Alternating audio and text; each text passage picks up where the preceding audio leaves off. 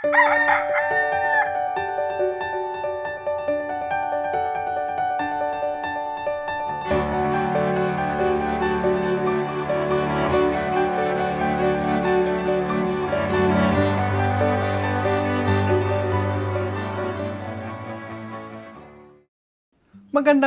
araw mga kapamilya. Magkapet pandasal muna po tayo. Ito po si Father Nono. Mga kapamilya, nagulat po ako sa isang balitang nabasa ko kamakailan lang.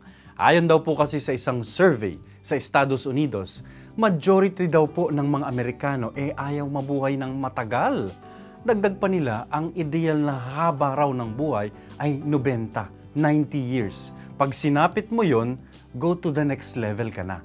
Nakakagulat po ang resulta ng survey na ito. Inaakala ko po kasi na maraming tao, hindi lang mga Amerikano, nais mabuhay ng napakatagal, ng mahaba.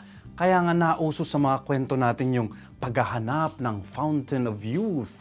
We want to live forever.